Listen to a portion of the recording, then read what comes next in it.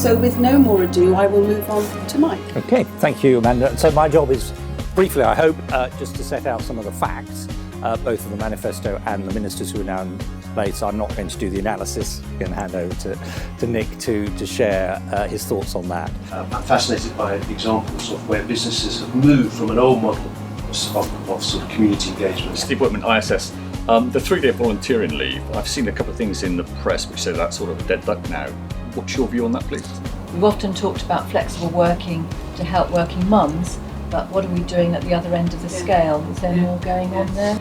About 18 months ago, we switched to skilled volunteering. Do you think there's appetite to look again at Big Society Capital, potentially even turning it into the Big Society Foundation?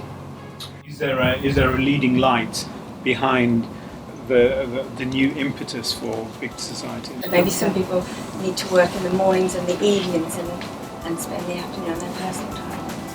It is so interesting when you talk to the voluntary sector, because they say they want volunteers. You come and talk to an audience like this and they say, we've got people, but we don't know where to put them. The brokerage is a very real issue, both. Yeah. I mean, I think also a capacity issue. Yeah. You know, how much time can people reasonably take away from their day-to-day jobs? Yeah.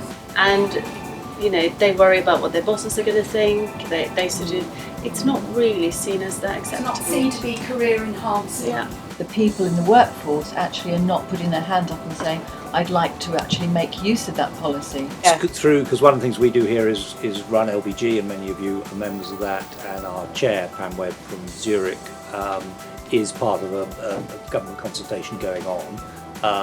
So all the practical questions are now surfacing. I think it's something that we should embrace, because I think it could change the whole perception of this. You know, some big thoughts there. Goodness me, we're all going to set off on begin our days, having been challenged firstly by Nick, but also, of course, informed by Mike.